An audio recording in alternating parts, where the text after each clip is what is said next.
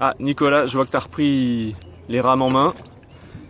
Je vais en profiter pour te demander de me dire deux mots sur le fire coaching. Qu'est-ce que c'est pour toi? Le fire coaching, c'est quand même une grande aventure dans ma vie personnelle et professionnelle, parce que c'est la remise en question complète de mes croyances et de mon avenir. Voilà. Et ton avenir, tu le vois comment? Mon avenir, je le vois,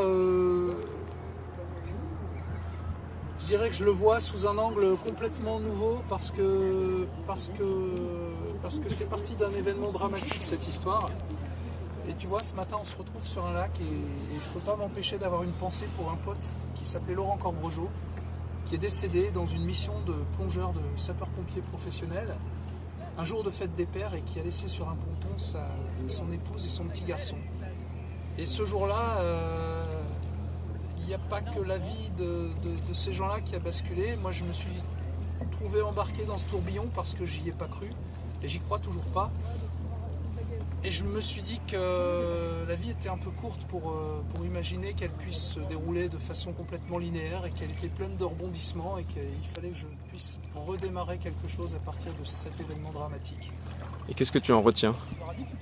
J'en retiens que j'ai découvert un gars qui était plein de souffrance, et c'était moi, et cette souffrance, elle est apparue par le biais de l'écriture. Voilà, c'est-à-dire que mon métier de pompier, 20 ans d'intervention au secours des autres, m'a fait remonter par le biais de l'écriture tout ce que j'avais emmagasiné et que je n'avais pas forcément conscientisé, et qu'il fallait absolument que je puisse en faire quelque chose de positif, parce que j'étais peut-être pollué de l'intérieur sans même m'en rendre compte. Voilà.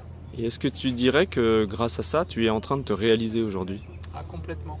Complètement. C'est-à-dire qu'il a fallu admettre que le pompier, le secouriste, le sauveteur, c'était qu'une partie de moi-même, et c'était surtout pas mon identité propre, quoi, et c'était pas moi.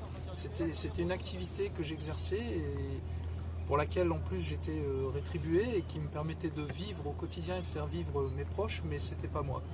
Et quand j'ai pris conscience de ça, j'ai commencé à m'interroger sur qui j'étais réellement, et pourquoi j'étais là, et qu'est-ce que je devais faire de tout ça, quoi.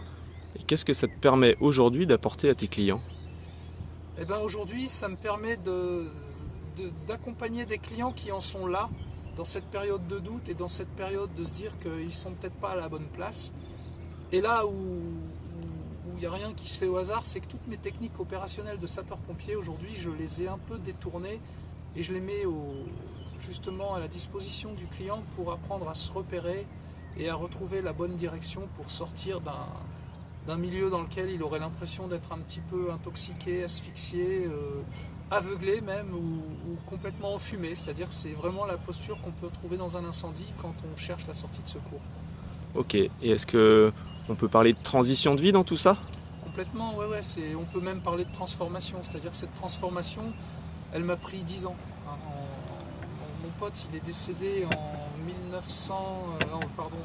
2006, et je me suis mis à écrire sur l'année 2007-2008, et tu vois, on est en 2017, et j'ai seulement l'impression que ce cycle-là se termine et s'ouvre sur quelque chose de nouveau pour moi, vraiment.